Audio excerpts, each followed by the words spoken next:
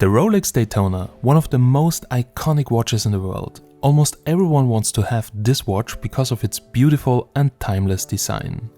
After 23 years, Rolex finally redesigns the Daytona in time for its 60th anniversary.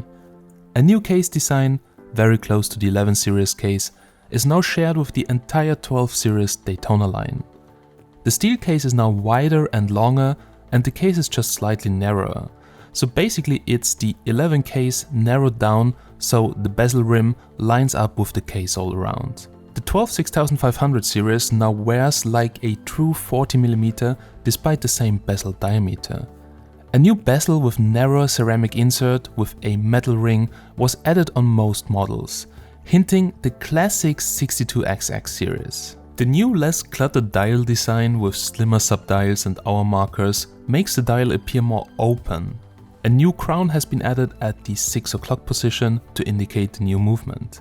The crystal now has underside AR coating and there is a new 4131 movement, which is not really new, but it's an evolution of the 4130, and the 4132 Special Le Mans edition gets a 24-hour counter with a different gear ratio. The bracelet and clasp looks basically to be unchanged, but overall I really love the 12 series design and especially its variability. That's why I really considered buying the real one, but getting on the list here is impossible. So I checked the online offers, which are over $30,000 for a watch that has a listing price of around $15,000. So I think that's right now a bit overpriced and it's probably not a good investment. Also, buying on the grey market is dangerous because even though the watch is only short on the market, there is already an almost perfect replica from this watch. So I decided to get my hands on one of those super clones and show you the differences and also how to spot a replica, as the market for sure will be full with them at some point. So a little disclaimer, this video is for educational purposes on how to spot a replica, and keep in mind replicas are not holding or gaining any value and even reselling of replicas is permitted. So all the money you spend on it you're actually never getting back. So I searched the internet on where to get one and here comes the tricky part. There are plenty of scams and some of those clones are not super clones. Now if a website is listing something like AAA replicas and the price is too cheap, that is a red flag. AAA replicas are just junk, as you will see later in this video. Now I spent a lot of money on replicas in Turkey, in Brazil, on the street markets, but after learning all of the details about Rolex, I see how pointless it is to get a cheap replica, and they all went to trash after they stopped working. So I ended up on a website that has real pictures and videos, but before I pulled the trigger and paid, I wanted to talk to someone to see how they are and if they have the watches.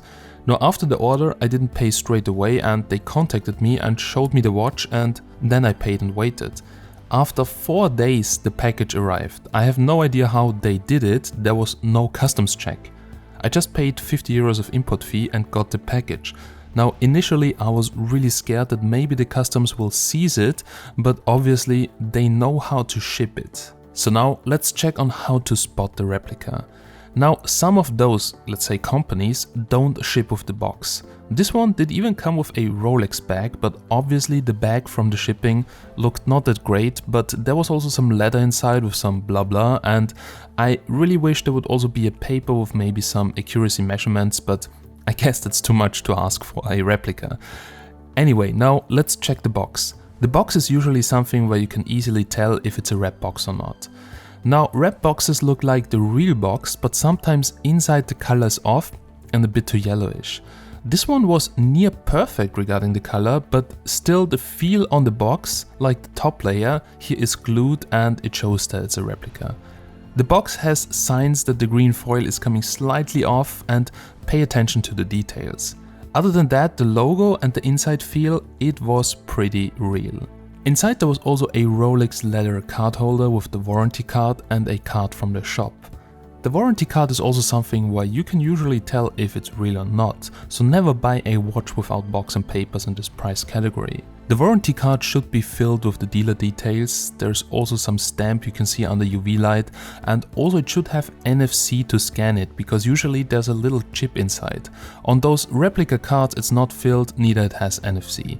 But be really careful, there are also people on the private market that swap the boxes and sell you a replica watch, so never only judge by box and papers. Now let's move over to the watch. The watch came like from the factory with a protector and plenty of foil on there. I removed a lot of those tiny foil pieces with my tweezers and the first impression was, that's really shiny and very gen-like. The case shape appears correct one-to-one from all of the angles, the crown and pusher feel and work great. The machining, polishing and finish, it looks really great and in the hand it overall feels, I would say, gen-like. Now first, let's start with the bezel. The superclone has a real ceramic bezel that has 99% color accuracy, so it's kind of impossible to actually see if it's a clone if you don't have a watch to compare. And even the markings have the same color like on the genuine model. The genuine watch has platinum inserts, but the superclone uses some material that imitates the inserts to almost the real color and shine. So if you want to tell it by the bezel, the best one is to have a real watch next to it, otherwise you can't really tell. After the bezel you should check the functions. Winding and adjusting the watch must be smooth as butter on a real one. But also on the superclone it's hard to tell as the winding is smooth and the hands really glide. Also there's a seal inside to prevent water entry, but I doubt that it will be as waterproof as a real one. Also check the chronograph function. Daytonas have a stopwatch function built in. So the top button starts the mechanism and stops it and the bottom one should reset it. On the superclone it works like on a real Rolex. On the superclone it works like on a real Rolex. Also the reset resets it perfect to the starting position. On my other clone I have here to show you how cheap clones work. The mechanism is completely fake. Cheap clones will just have a fake chronograph and no real function. Also check the surface of the crown. The crown on a real Rolex is sharp with crisp edges and a smooth surface polish. On the superclone it's pretty scary good, but cheap replicas it looks really awful. Now checking the weight is always useless as even cheap replicas mostly have a very similar weight, but checking the surface finish and the bracelet is key. It must be very shiny even if it's scratched and the surface should be kind of shiny and perfect. Now cheap replicas usually have very bad surface finish and also a lot of play or too little play in the bracelet. Now check the bracelet if all the parts are with minimal play but still feel smooth, because sometimes also people will give you a real watch with a fake bracelet, so be very careful. On this superclone the bracelet is gen-like. Even the clasp has the same mechanics and closes smoothly. Now cheap replicas can usually always be spotted on the clasp because it will close mostly very tight and not smooth and make a different sound. So check if the clasp closes smoothly and look at the crown. The crown must be smooth and look crisp, and also the hook in the clasp is spot welded and it's very difficult to reproduce that, so check the hook if there's any discoloring or imperfection, because that can tell you if the bracelet is fake. But it's very hard to tell as the superclone I would say is more than 95% identical and it uses the same 904L stainless steel alloy. On the dial it's kind of impossible to tell if you don't have a comparison watch, because there are minimal color differences. Also the hands look basically identical without any proper magnification. And even then, as every watch is slightly different, it's pretty hard to tell. The dial on the superclone in terms of color and accuracy is spot on. But there's an easier way to check, and this is checking the rehaut under magnification, and this will tell you easily if it's fake. But even on this clone I was impressed how accurate the rehaut is. The rehaut is the inner ring of the bezel. It has a crown at the 12 o'clock position and repeats Rolex all over. On the bottom is the serial number of the watch. Now usually the serial number on replicas is always the same or similar, so check this, but the more obvious is also the placement. The surface finish on the rehaut is also very important. On cheap replicas it's very rough, on superclones it's already very good, but on a real Rolex it's butter smooth. They use some kind of technique that's hard to reproduce. However, this you can only see with strong magnifications. The letters must also be aligned to the minute indices. Usually on clones it starts very well on the top, but you will find some letters that are slightly off. However, on this superclone it was really good, just slightly some letters under the microscope they seem a bit off, but with bare eye you can't see, and on cheap replicas this is always off. The hour markings should also have superlume applied and glow in the dark. On my cheap replicas there was a very weak or no glow, but on this superclone it's pretty strong blue. There you can't really tell a difference. Also, the new Daytona should have a semi-invisible edged crown in the glass. Now, you should only see it if you apply some light with your phone to the glass, and here on the superclone it is pretty perfect. On cheap clones you will see it also without light and it will be very inconsistent, or it will be a too big or even crooked crown.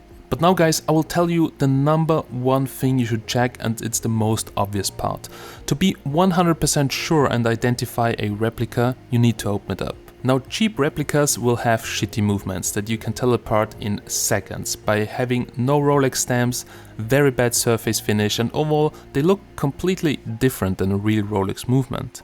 But on the superclone it gets a bit scary. Here they completely reverse engineered even the new Rolex 4131 caliber and made it look like the real one.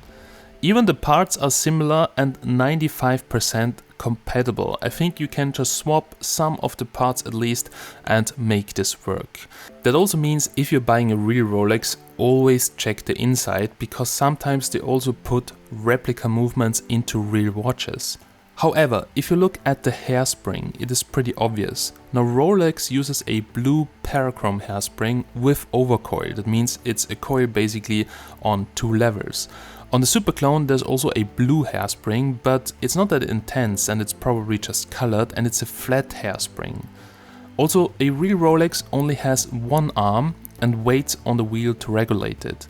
This wheel doesn't have any weights and also three arms. One of them is called the curb regulator, which you don't have on a free-sprung balance, which Rolex is using. So the main difference is you will never find a free-sprung balance with overcoil on a replica. It's just too expensive and they don't do it. So here on this replica you can see they tried to hide the two arms by moving them up, but still it's obvious with the missing weights and the extra arms. So if you open a Rolex movement, check the hairspring and the regulators, and also check the surface finish. Surface finish is also very important, but on this clone it is quite good.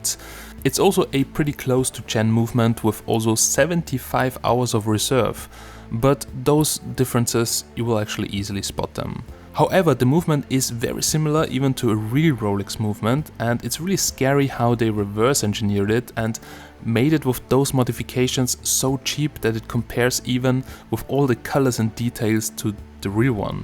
But for sure guys, I can tell you the seconds per day accuracy, if you measure it, it will not match a real one. But for that price you can't really ask for it. So guys, I really hope I could show you all the most obvious differences, but as you see, pay attention, because 2024 superclones are coming scary close to the real deal. Now keep in mind, replicas are not worth it, and if you want a Rolex, wait for the time where you can afford one. But as always guys, big thanks for watching, and catch you very soon in the next one. Have a nice day and bye.